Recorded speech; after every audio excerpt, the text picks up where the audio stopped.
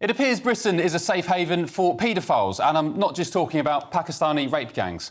What kind of society lets a BBC News anchor walk free from court after possessing child abuse images involving kids as young as 9, yet imprisons a bloke who sold dodgy streams of Premier League football matches? This is Sonny Kanda of Halifax in West Yorkshire. He was just banged up for 2 years for depriving the likes of BT Sport, Sky and Disney of more than £100,000 by selling illegally modified TV Fire Stick devices. Now, clearly, that's something I'd not condone, even if TV firms these days are absolutely fleecing fans with their subscriptions. But is it any wonder people think we have two-tier justice when the likes of Kanda get 2 years in the slammer and child abusers are allowed to walk free? In fact, child abusers get such a soft touch from the law that it's hardly surprising mass child rape gangs were allowed to run riot for years, with their very existence today, as we've seen this week, still being denied by some paedo apologists. Dozens of paedophiles caught with the most severe child abuse images are walking our streets right now without serving a day in jail. Hugh Edwards, of course, was given a 6-month suspended sentence after admitting 3 charges of possessing indecent images of children, as young as 7 in some cases.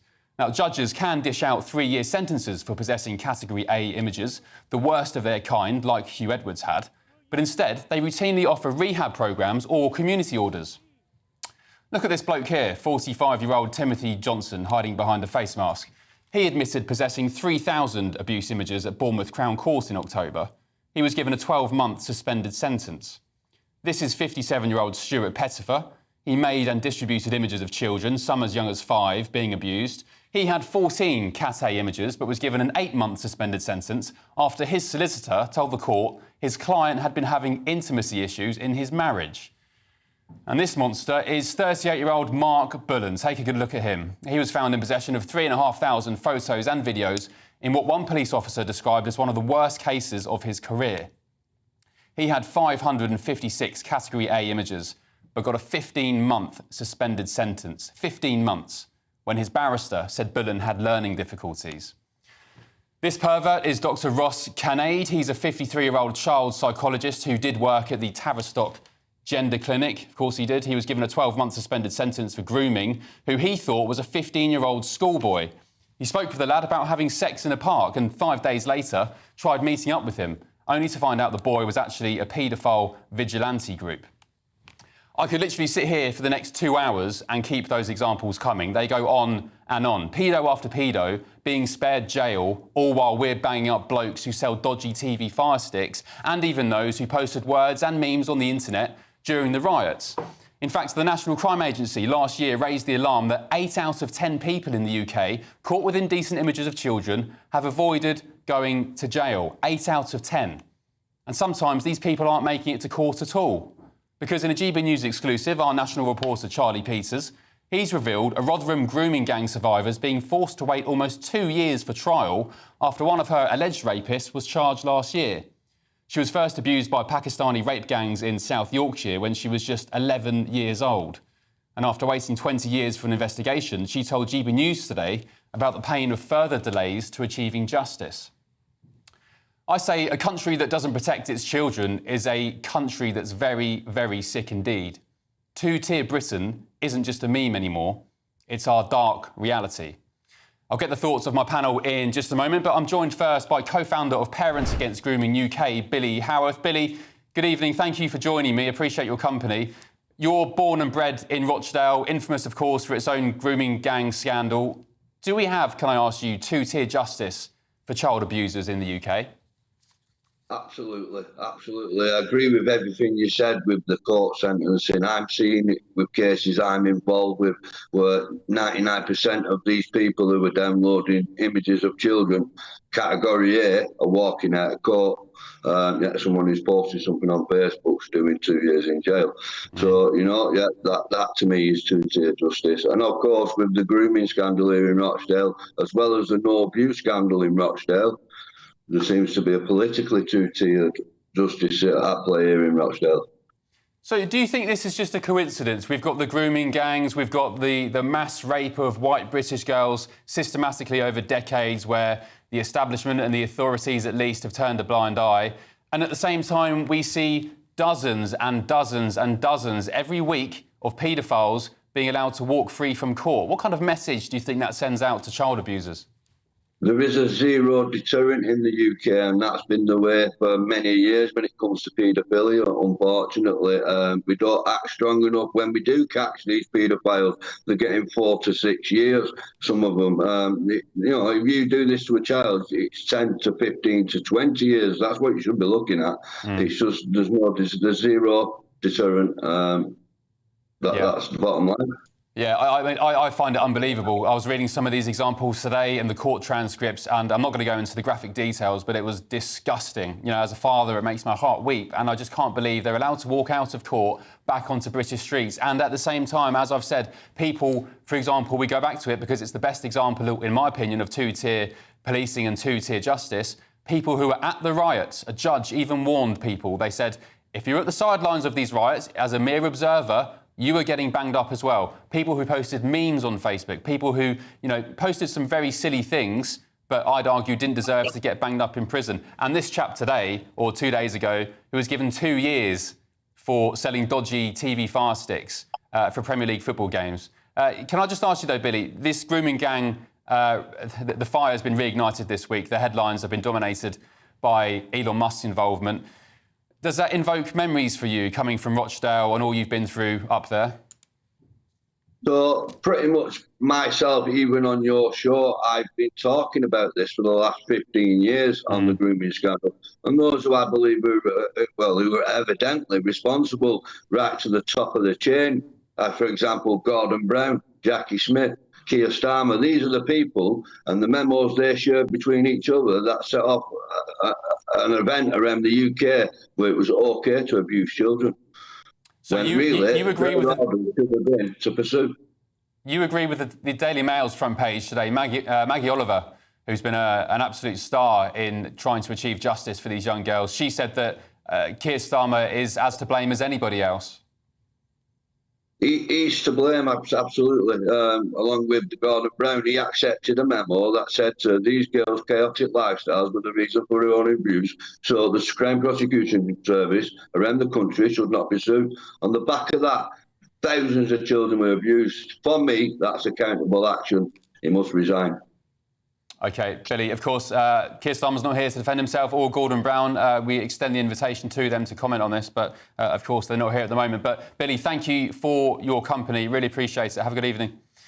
Let's get the thoughts of my panel now on this. Senior reporter at Guido Fawkes, Ellie Wheatley, the trade unionist, Andy Twelves, and the journalist and writer, Peter Lloyd. Good evening, panel. Good evening. Good evening. Hello. Good evening. How are you doing? Everyone OK? Good.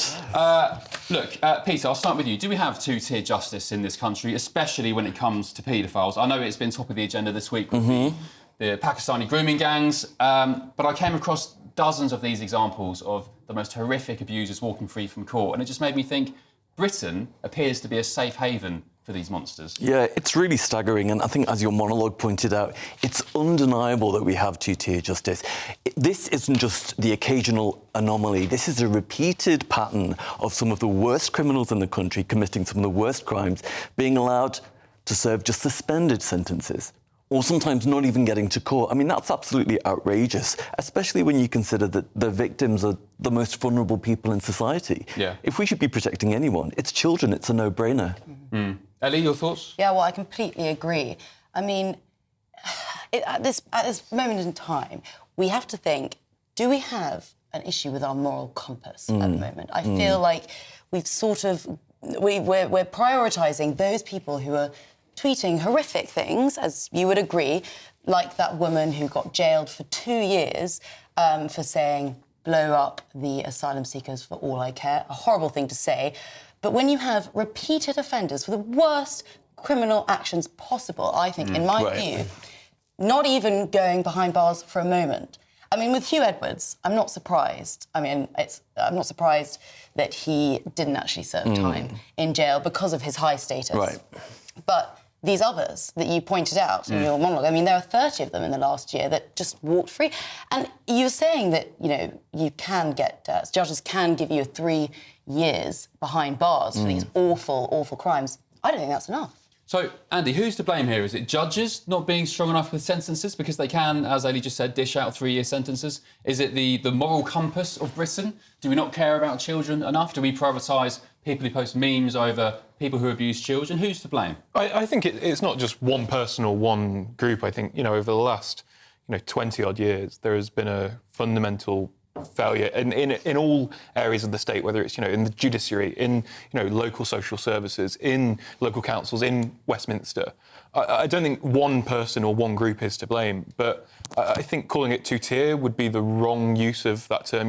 Two-tier was used a lot during the riots and used as that part of that piece of rhetoric. I think it's just a failed Britain. This is, a failed justice system, a failed way of imprisoning these monsters, not a two-tier way. You don't agree with Keir Starmer's moniker, two-tier Keir? No, not quite. Well, look, on the front page of the Daily Mail today, Maggie Oliver, who's, as I mentioned in the chat with Billy there, she's spoken out and said Starmer is guilty as anyone over grooming gangs.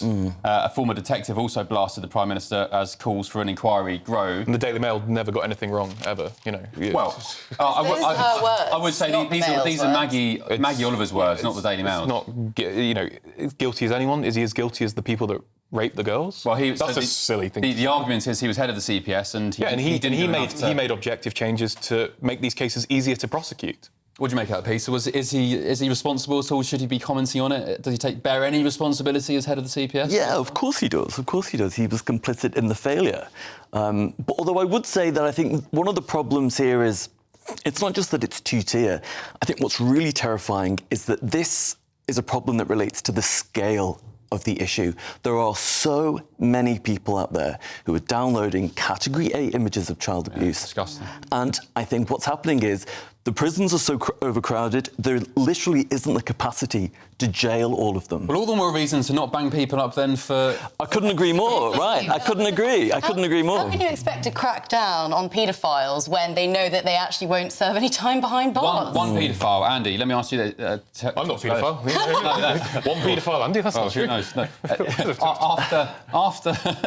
After Hugh Edwards was sentenced last year and after all the rioters were sentenced, a paedophile was allowed to walk free from court because the judge said, verbatim, if the prisons weren't so full, you'd be going to jail. Yes, yeah. So why don't your lot start by deporting the 10,000... I wasn't aware the trade unions were in charge of the judiciary or the prisons. Well, Labour. Talking about Labour, you're in power.